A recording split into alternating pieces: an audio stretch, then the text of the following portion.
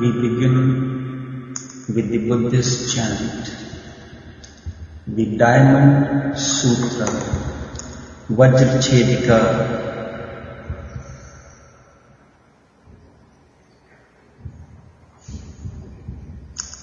Anand is reporting how Subhuti rose from his seat, put his upper robe over one shoulder, placed his right knee on the ground, bent forth his folded hands towards the Lord and said to the Lord, a unique way of reporting about the minute things, which is very relevant. And I remember even a Bodhisattva who has come very close to becoming a Buddha bows down to a Buddha in utter gratitude. First, Subhuti bows down to Buddha in a state of utter reverence and gratitude, and then he says, "It is wonderful, O Lord, it is exceedingly wonderful, O well-born, O well-born." This word, O well-born, is very significant. The word well-born means one that has gone to the other shore. And this word is quite often used for Buddha. Tathagat is another word, thus came and thus gone. Well-born is also used for Buddha because he has gone to the other shore. Subhuti is on this shore. Buddha is on the other shore. And Subhuti has come to that understanding that Buddha is on the other shore, I am here. This is metaphorically saying that there is a vast difference between the understanding of Buddha because he is bringing the message from the beyond to the people on the shore. He is not addressing to the ordinary people. Subhuti has come to that understanding. Now he can see the other shore because he can see the other shore through Buddha. He can see Buddha on the other shore. O well-born is the word used. This word O well-born has many meanings. First is implies one who has reached to the other shore. Secondly, it implies one who has reached the ultimate in meditation. One who has reached the ultimate in meditation. One who has reached attain fruition in meditation. For him I use the word, the pilgrimages, going to the holy places, reading the scriptures, all these become irrelevant. A person who has attained to the health, for him all the medicines, prescriptions, the various tests become irrelevant because he has attained to health. He is no more inflicted by any disease. A Buddha has no disease. The meditation has happened and he has reached the ultimate in meditation, the ultimate state he has reached. All these things, meditation, going to the pilgrimage, going to the reading the scriptures, following the rituals, all these things are relevant for those people who have not attained to meditation.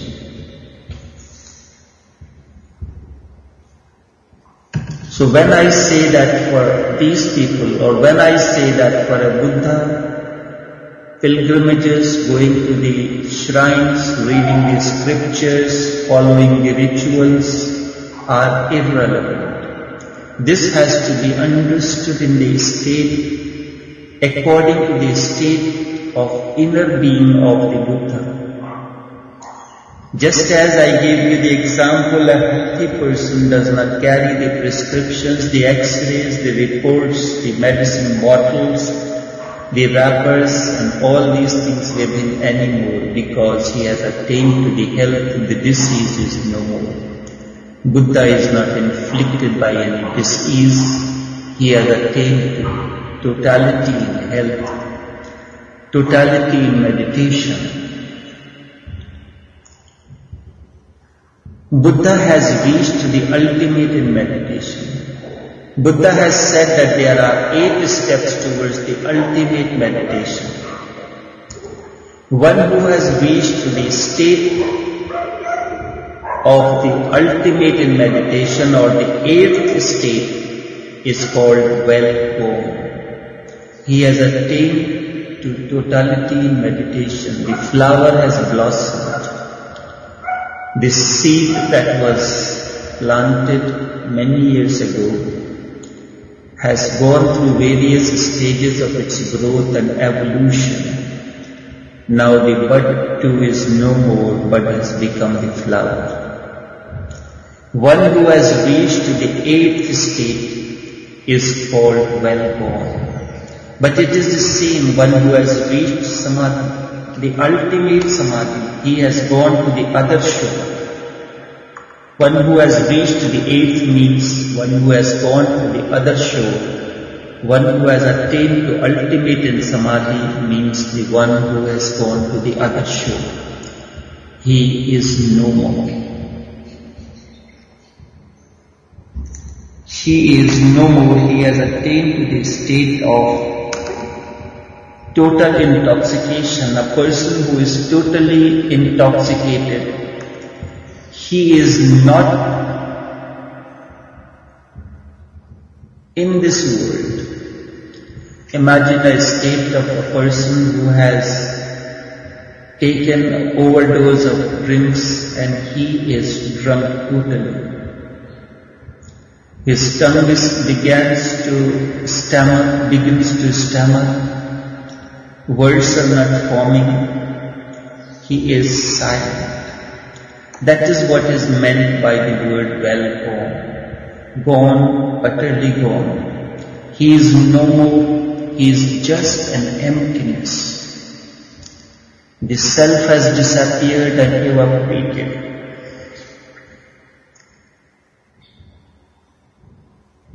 This is why we also use this slogan, Gate Gate Paragate, Parasangate Bodhisattva. Gone, gone, gone forever. Oh well gone, it is wonderful, it is exceedingly wonderful how much the Bodhisattvas, the great beings, have been helped with the greatest help from the Tathagata. Anand reports, oh well gone, it is wonderful, it is exceedingly wonderful how much the Bodhisattvas, the great beings, have been helped with the greatest help by the Bodhisattva. Tathagat is the Buddhist word which means well gone. Subhuti says how much help has been given, how wonderful it is. It is exceedingly wonderful. It is unbelievable how much you have given to us. The gratitude that Subhuti feels on behalf of the Bodhisattvas who have reached to that state, how much assistance has come from the Bodhisattvas, how much assistance has come from Tathagata. It is exceedingly wonderful. It is unbelievable how much you have given to us, and you go on giving, and we do not even deserve it. This is the meaning of grace. When Nanak says, the Data goes on giving, and we go on asking for more and more. It is exceedingly wonderful, it is unbelievable how much have you given to us, and you go on giving even though we do not deserve it.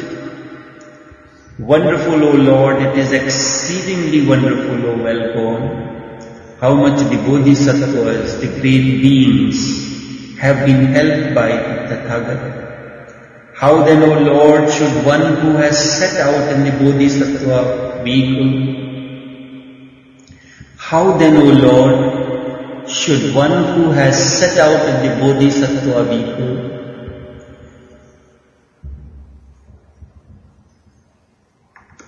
Bodhisattva is the one who is one step more, he is now 99-degree mark. One more mark and he is gone forever. One who has decided to remain on this shore a little longer so that he can help the people. One who has reached to that state of Bodhisattva, he will realize how one day he was stumbling. He was looking for help, and then suddenly the doors of the grace, the doors open in front of him, and he realizes how much he has been benefited in the company of Tathagata.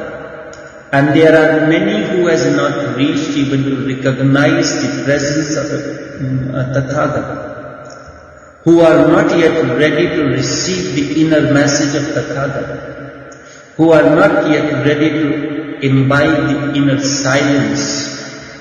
When the silence assumes the form of the words, is it the words that are important, or the inner silence that is assuming the form of words is relevant?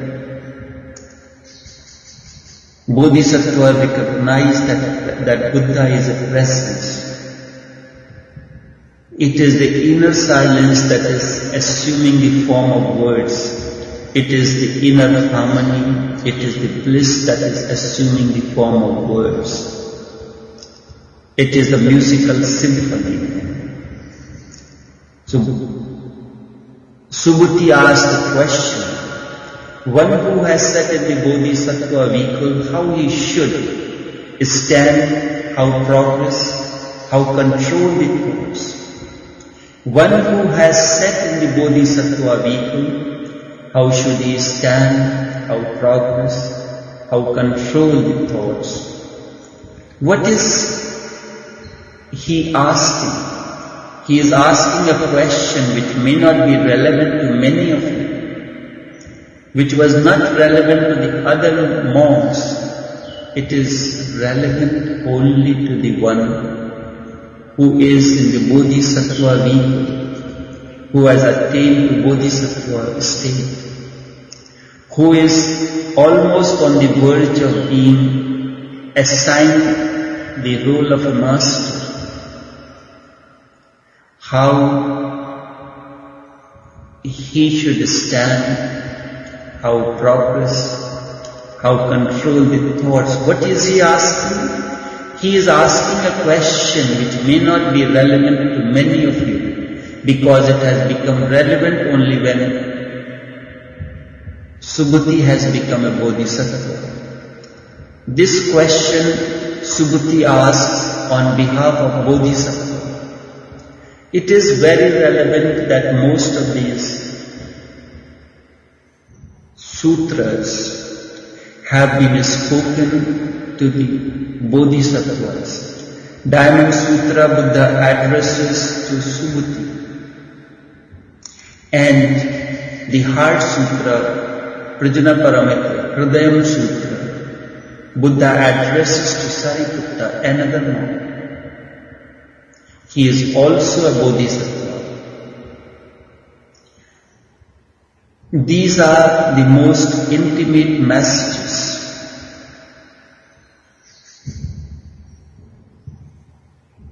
He is asking a question which may not be relevant to many of you because it has become relevant only when you have become a Buddha. But someday or the other you are going to become a Bodhisattva. You are in the process of evolution. Today the bud has appeared on the tree. Tomorrow, slowly and slowly the bud will begin to open its petals. The bud will become a flower. And then the message will be relevant for you. Someday or the other the question will be relevant. You are going to ask this question. It is better to think about it, and therefore it is better to meditate over it as well. He says, those who have decided to be Bodhisattva, how should they stand? He is saying, why he is asking how we should stand? Because there is tremendous attraction of the other shore. I am ready, then why should I stand on this shore? I am ready to jump on the other shore of the life's river. One more step, reaching the 100-degree mark, I will be no more on this shore. So for those who have decided to be Bodhisattva, how they should stand, Subhuti is saying there is so much attraction of the other shore because he is in clear sight of the other shore. He knows what is the state of the person who is on the other shore, totally lost in his silence. He doesn't need to speak, he doesn't need to go anywhere. He has arrived. All the inner noise, the clatter has vanished. He has attained to inner harmony, oneness, bliss. What else is needed? He doesn't need to go to any pilgrimage, he doesn't need to hold his scriptures. Just his own being is intoxicating to him. Just in his inner silence, his harmony, his bliss is intoxicating. He is dissolved in it. So he says the attraction of the other shore is so much, the pull of the other shore is so much, then how should they stand on this shore, remain on this shore? We would like to help the people, but how? The pull is such, the magnetic pull is very strong, the magnetic pull of the other shore is very strong. Many times we fall into our inner silence. Many times in the morning it happens that I don't feel like feel like speaking to you all. But then it is relevant. Because if I do not speak, how will you understand the inner silence? It is the inner silence that assumes the form of words. I wish I could remain silent and people can imbibe my silence. But then that state will take time to come. Many moons ago, every morning when you come for the sessions, you had the questions lurking in your mind. Now the questions do not arise because the questioning mind is attaining to harmony. The questioning mind is dissolving. You are more and more prone to the silence. The words are irrelevant now. But then these words, this message is relevant for many on the path who are on the path. And if I do not speak, what is going to happen? This is why in one of the sutras, Krishna says, I have nothing to attain to anything in the three universes. There is nothing that I do not have. I do not need to interact, need to enter into any action. Yet still I engage in action ceaselessly because men follow my path. Yet still I enter into act ceaselessly because men follow my path.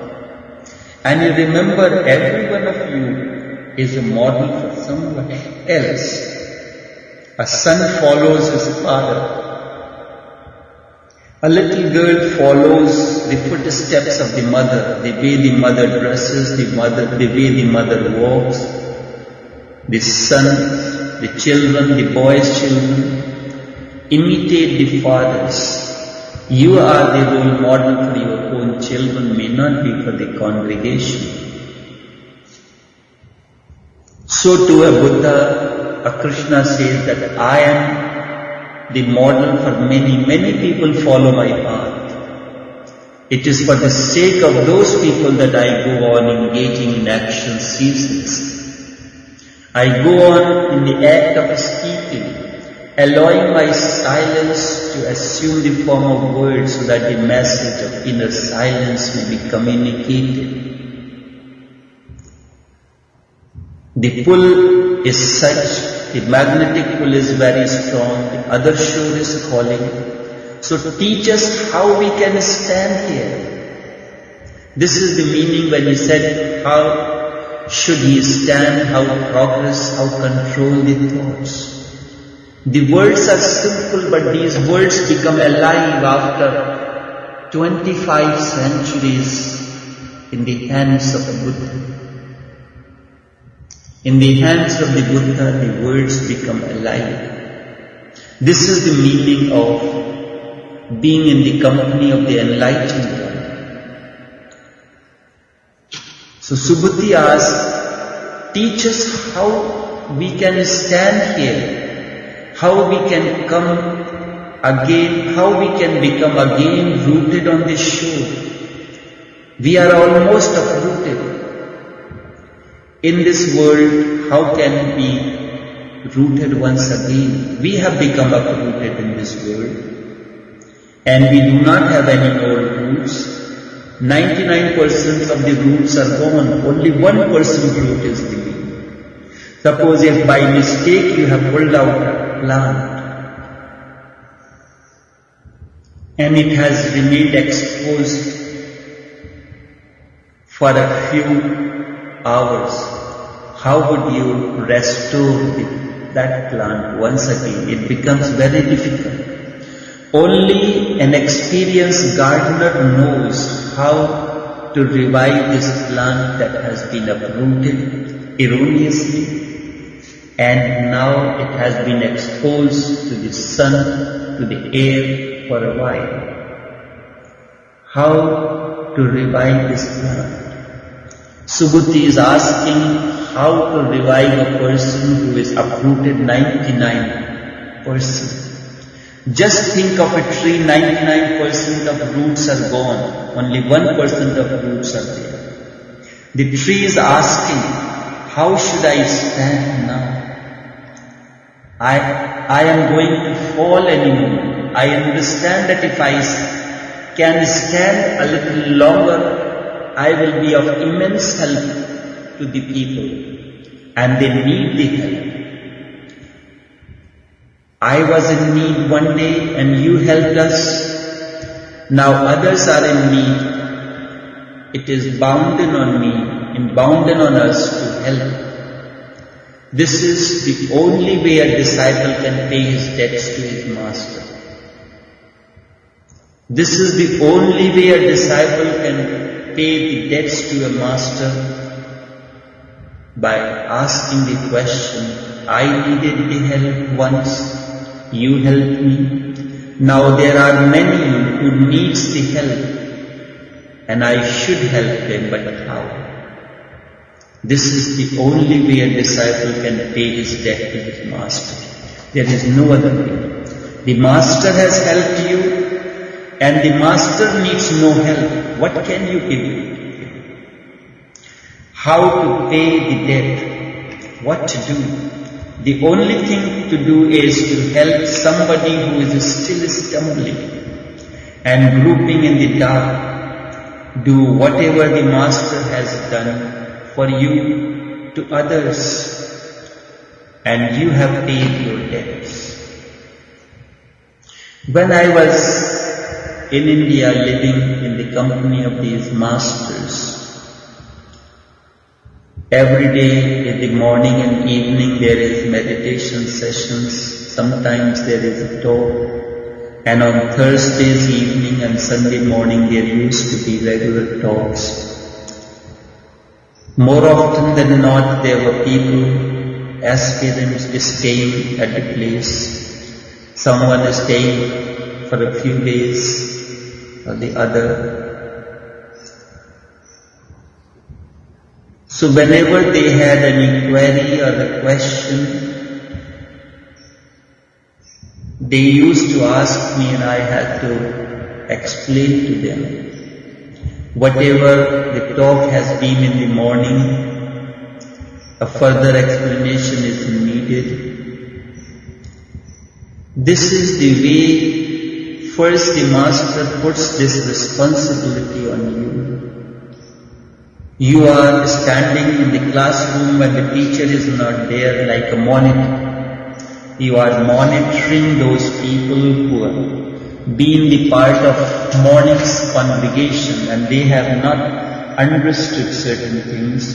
This is why the concept of Toli Charcha, the group talks, was introduced in the spiritual functions. The senior members of the congregation who have attained to a greater degree of understanding, who are almost like bodhisattvas, to help the others. And this concept was introduced.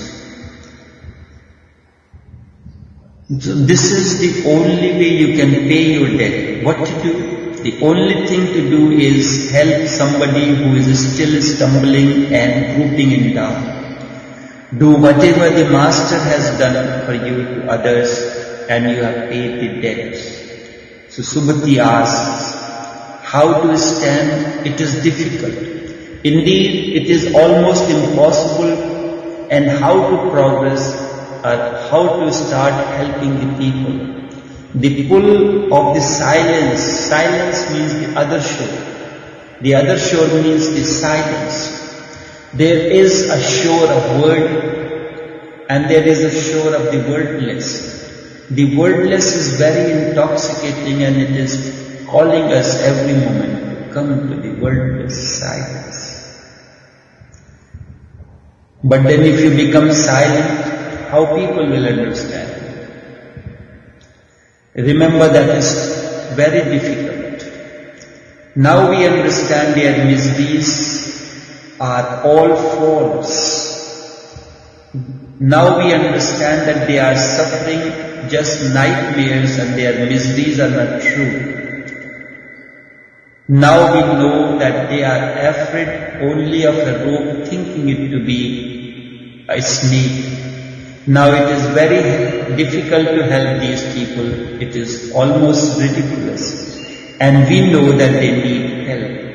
Because we know our own past, how we needed help, how we always thought rope to be snake, although it was not true, but that time I considered rope to be snake and remained frightened. Now we understand all those things were erroneous. Similar is the situation of many. We were trembling then, crying and screaming, but we know how much we have suffered. Although now we know that all suffering was just a dream, it was illusion, it was Maya. Just think if you know that the other person is just talking nonsense, that he has no wounds. You know that the snake is not there, it is the rope, but the other person does not know. So he is suffering and he is talking, which appears to you now that it was nonsense, that nonsensical, because the rope appears to be a snake, but rope is not snake. I have heard many years ago, once a person was brought to Osho. He had got the idea that somehow 2 flies have entered into his stomach. 2 flies have entered into his stomach. Because he used to sleep with his mouth open, so there is a possibility that flies have entered his stomach. And he had a very strong feeling the flies have entered his stomach, and the flies kept on revolving in his stomach. Naturally, if they have entered, they will revolve. He was continuously worried, and he was not even able to sit in any posture.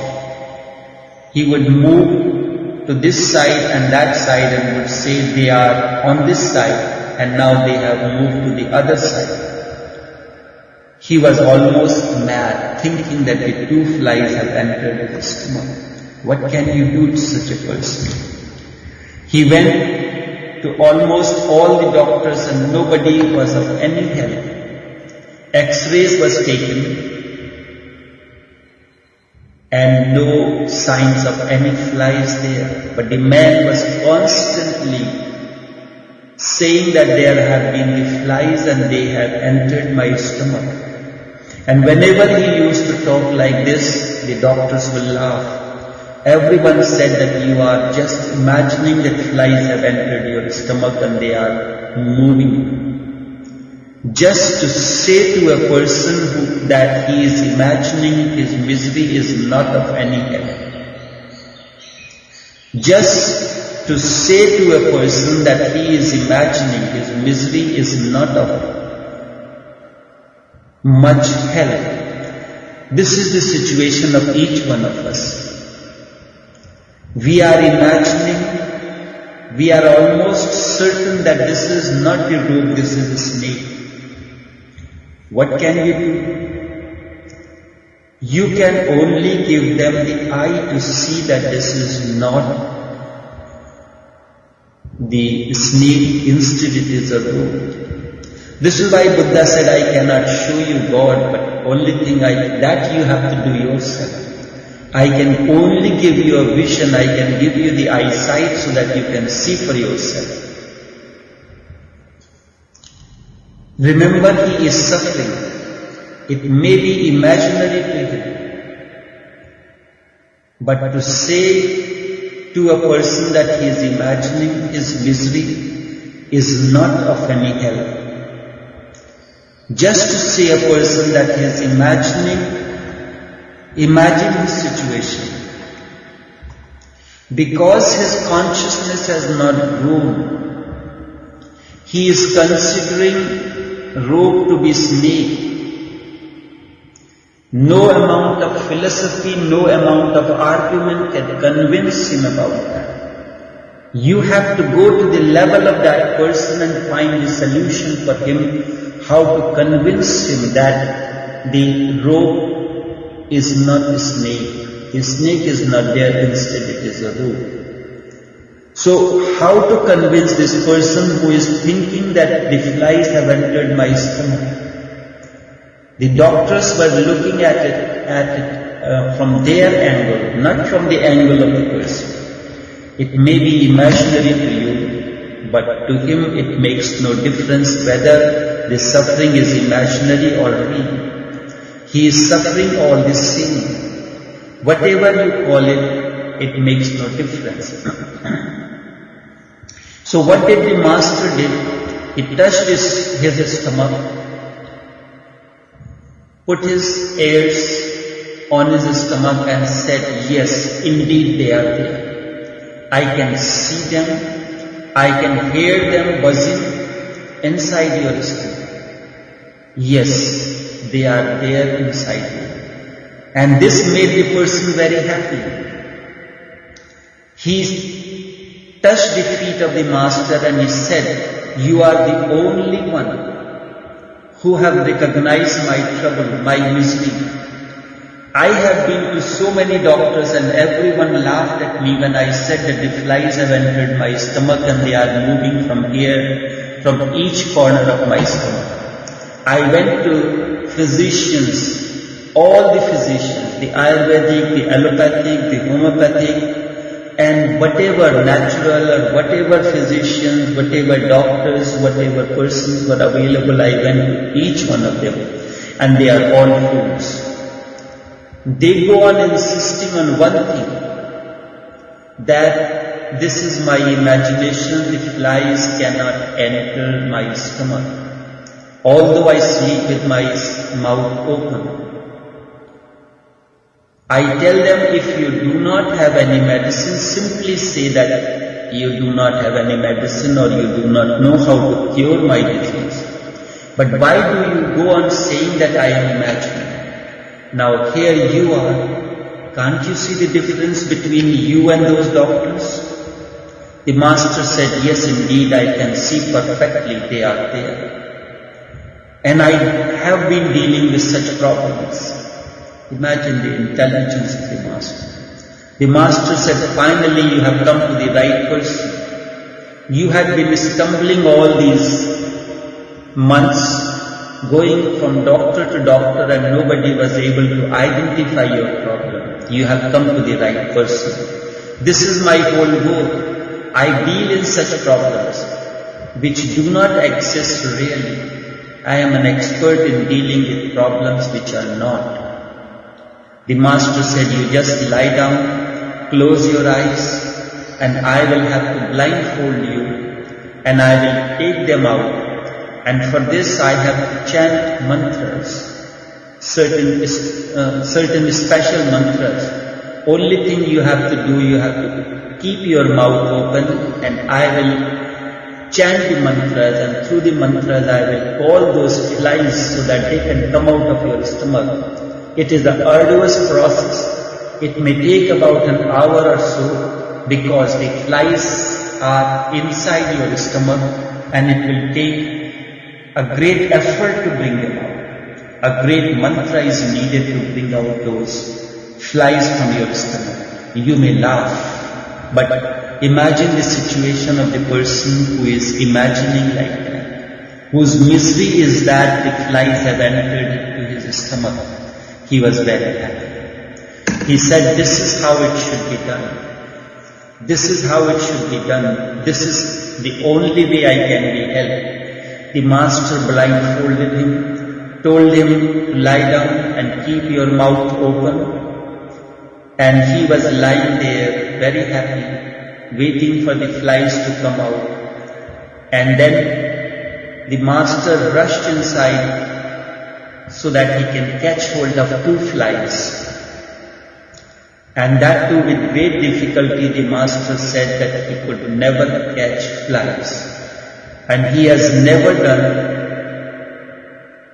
the act of catching the flies, but somehow he managed.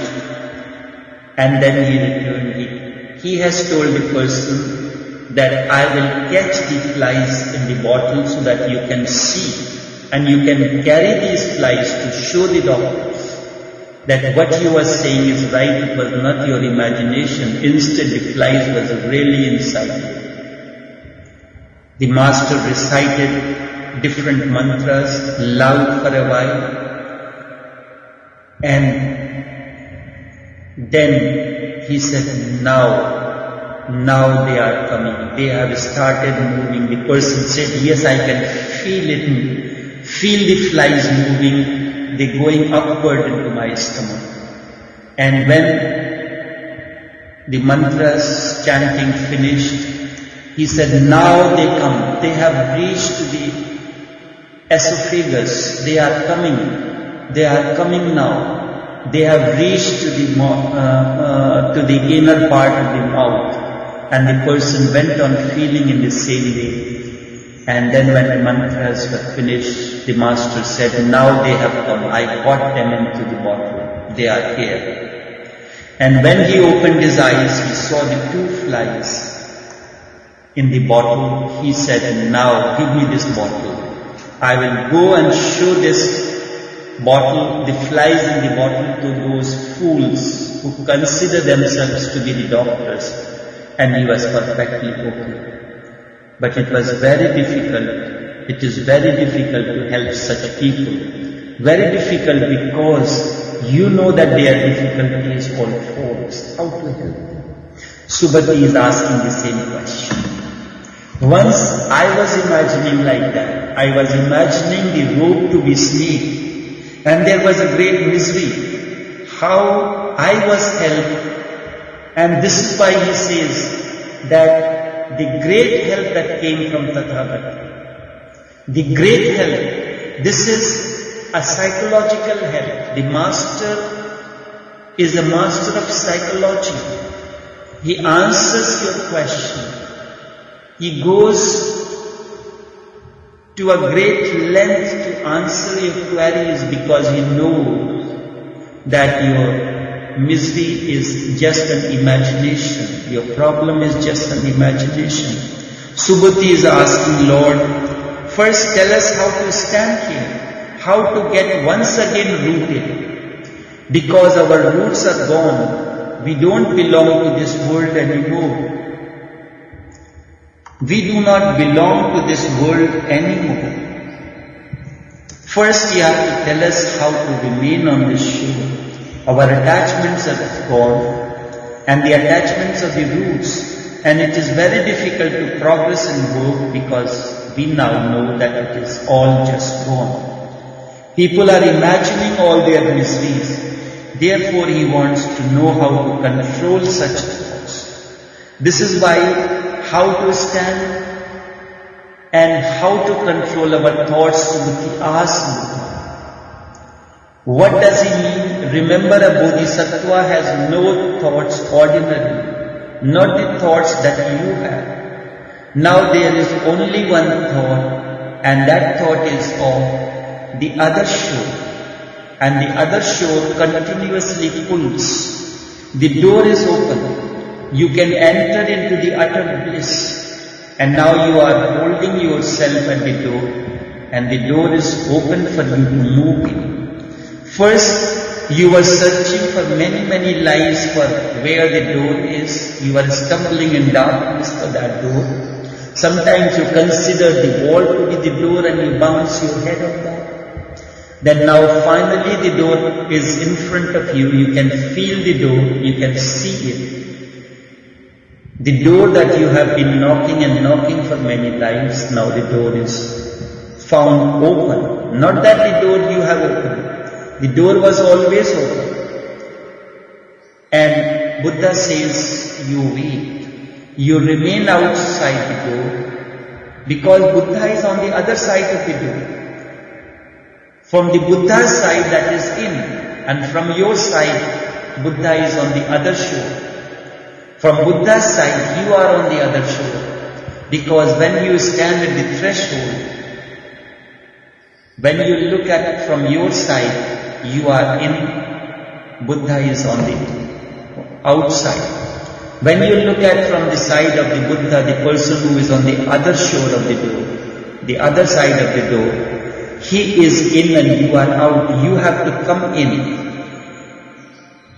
And if two people have to go, one person have gone out of the door already, you have to go out of the door in order for both of you to continue your journey. This happened when two people have to go to a function and one gets ready and comes out of the house waiting for the other to come in. This is the situation Buddha had already reached to the beyond. Subhuti has to reach. So Buddha says, you wait. You wait until the child is ready. He puts on his shoes. Because you are ready, the wife is ready, but the child is not yet ready. So he says that I am going to take care of the car, to get the car started. You wait. You wait for the boy to come out or the girl to come out, and then you lock the house and then come out, and we will meet in the car. So Buddha says to Subhuti, you wait, you remain outside the door. There are many who have to be helped. Naturally a great desire to enter, a great passion to enter through the door will arise in you. And this is what Subhuti is asking for. And this is why these words are very simple, but they are impregnated with deepest meaning. After these words, the Lord said to Subhuti, therefore Subhuti, listen well and listen attentively. Listen well and attentively. Someone who has set out in the vehicle of a bodhisattva should produce a thought in this manner. Why is Buddha saying to Subhuti, Subhuti, listen well and attentively. Why listen well and attentively? These words are not an ordinary words. These are the words of an intoxicated one. These are the words of a Buddha. After these words, the Lord said to Subhuti, therefore, Subhuti, listen well and listen attentively, because he is going to tell you how to remain, how to restore your roots once again, how you can help all those who need the help. It does not look a very good English. The translation, the Sanskrit word for this is chittopad. One should create such a mind or such a decision. One should create such a great decision, determination. This is meant by the word chittopad. And it has to be done in this manner. Buddha says, as many beings are there in the universe of being, comprehend under the term beings, all these I must lead to nirvana. Imagine the compassion of Buddha. As many beings as there are in the universe of beings, comprehend under the term beings, all these I must lead to nirvana. I must lead to nirvana. Not one, not two. Subhuti, not one, not two, but all the beings, men, women, animals, birds, trees and rocks. The sentient and insentient beings, the entire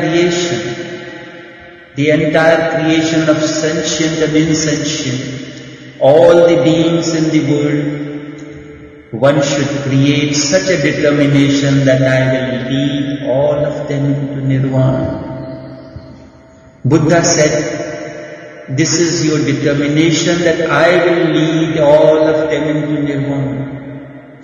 Into that realm of nirvana which leaves nothing behind. And yet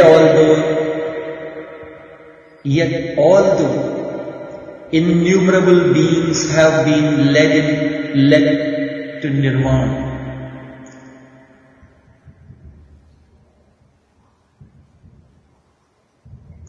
and yet, although innumerable beings have thus been led to nirvana, Buddha says, I will lead all of them into nirvana, into that realm of nirvana which leaves nothing behind. And yet, although innumerable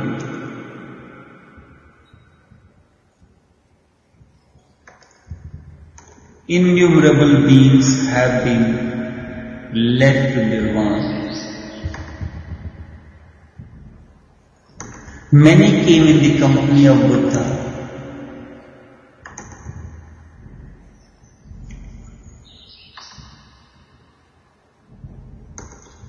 Of them into nirvana, into that realm of nirvana which leaves nothing behind.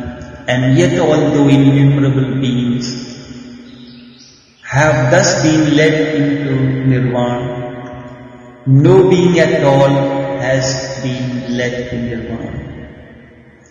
This is to be understood. Although many have been led to nirvana, yet still no being at all has been led to nirvana. Many have been led to nirvana, yet still there are many who are coming onto the surface again. All those who were ready, who were on the shore, the boat came and they rowed the boat and went on their journey to the other shore. Now more people will start gathering on this shore, ready to ride the boat to go to the other shore. So those who were on the bank, who have already reached, the others are on the way. The others are on the way to reach to this shore, from where they have to catch the boat to reach to the other shore. So many beings have been helped and no being at all has been led to nirvana. Means those who came, those who reached to the shore when boat was here, when people were getting into the boat, they have reached. Now the next set of people have come, no being at all has been led to nirvana. That too have to remember. You should not forget, otherwise leading others, you will fall into ignorance again. All the beings have to be led to the other shore. And still you have to remember that misery is false. So your remedies are also false. And you have to remember.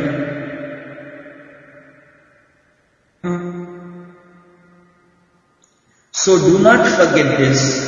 And also do not think that you are helping people. This is the way a master tells the disciple. That you, because the methods are false, the misery is false, then how can you think that you are helping the people?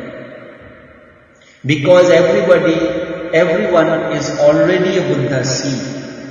Everyone already carries deep within him the seed of awakening. If the seed of awakening was not there, how could they attain to awakening? A rose seed can become a rose plant because it carries in its womb the qualities of being a rose plant. Out of a marigold seed, the rose will not grow.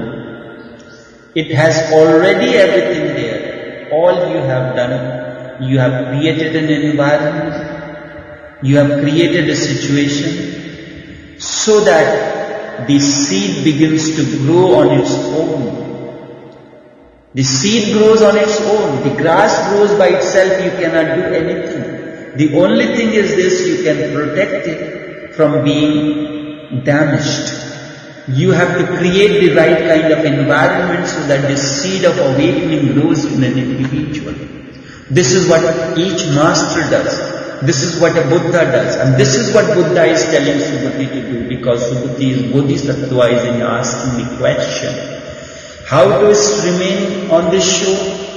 How to get the roots that are uprooted 99%? And how to control our thoughts so that, because the pull of the other shore is so strong, so magnetic, that it is very difficult to control ourselves.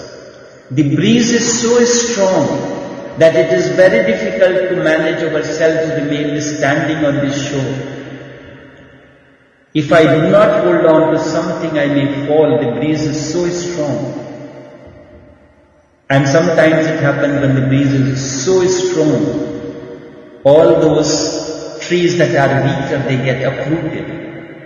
So you have to be very strongly rooted so that the breeze, the pull of the other shore does not make you falter. All the beings have to be led to the other shore. Looking at the gardener coming, the birds are talking among themselves. Looking at the gardener coming to the garden, the birds remember, birds are talking to them. All those that has blossomed has been picked up today. All those that have been blossomed are going to be picked up today. Tomorrow will be my chance. Tomorrow will be my chance. Those who have reached the shore, they are being picked up by the boat and they will be carried to the other shore. And when I reach, I will be carried to the other shore. This is a continuous process. Assurance is given by Krishna. Yada yada hi dharmasya glanirvavati bharata abhyutthanam dharmasya tadatmanam sujamyam paritranaya sadhunam vinashaya cha dushkritam sambhavam yuge yuge. For the destruction of the wicked and for the protection of the sage, I rise from age to age. For all those people who have reached to this shore, it is my responsibility of a Buddha to carry them to the other shore. But how will Buddha do that? He can only take care of the people who are coming to him now. Buddha's life is limited, maybe 80 years, maybe 60 years and 70 years. What happens afterwards? There is a tradition, Ya ilahi ta'abat kaim rahe silsila. This process of the transformation of human consciousness, this process of carrying the aspirants from this shore to the other will continue at long. Buddha assures in the second chapter of this, which will be explained in greater detail as the time comes. And you have to remember that they have no self, neither you have any self. So do not forget this and do not think that you are helping people, you are doing anything great. Or you are a great helper, this and that, otherwise you will fall back again. Again you will grow the roots on this shore the moment you think you are doing a great job. You are helping the people. So neither the master should think, nor he should allow his disciples to say such things to him, so that these are very dangerous assertions. With this you will begin to grow your roots on this shore again. So two things you have to remember, Subhuti. You have to remain on this shore with great determination, otherwise you will be pulled to the other. A great determination that I have to be here on this shore, my master said. This is what has been said when Ram was leaving, the Hindu idol Ram, the god was leaving the earth. He told his chief disciple Hanuman, the monkey god, that you remain on this shore guiding my people on their path to reach to the other shore, to reach to my abode.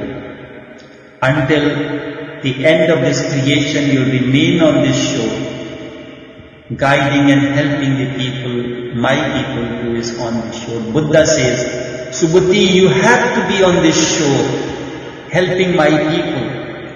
Remember, you have to be here with great determination, otherwise you will be pulled to the other shore. And yet, you are not to grow the roots again. And how can you grow the roots? When you entertain the thoughts that you are doing great help. When the thought comes, the assertion comes from the other, yes, Taoshobuddha is doing a great job and he have helped many people. That very moment you are growing the roots. Either the thought can come on your own behalf that so many people are coming without any fail, they reach in time. Or you say that Taoshobuddha is helping me a lot, or helping the people a lot. Wherever he goes, he helps the people. Then the roots will grow again. And you will not be able to have any assistance then. And yet you are not to grow the roots again. Otherwise, the moment the roots are grown, you will not be of any help to others. A bodhisattva is of great help to the others because he is not rooted on this shore. He has a tremendous pull coming from the other shore. Yet still he stays here because the master said, you stay on this shore until all the people whom I have taken the decision lead them to nirvana. And this process continues. Subhuti has come and gone. The other monks, Bodhidharma, came and gone. Many other Buddhist masters came and gone, yet still the process of the transformation of human consciousness continues. I am here today fulfilling my responsibilities in the process of the evolution of the human consciousness for the birth of a new man out of those who come in my contact. And then one day I will be no more, but this process of transformation of human consciousness will continue very long, until all the creation, all the beings, the plants, the rivers, the mountains, the men and the women and the rocks, everyone is led into nirvana. This process will continue till eternity lasts. So two things you have to remember, Subhuti. You have to remain on this shore with great determination, otherwise you will be pulled by the other. And yet you do not have to grow the roots again, otherwise you will not be of any help. You are of help to the people because you are uprooted. You will, and if your roots grow, you will destroy yourself.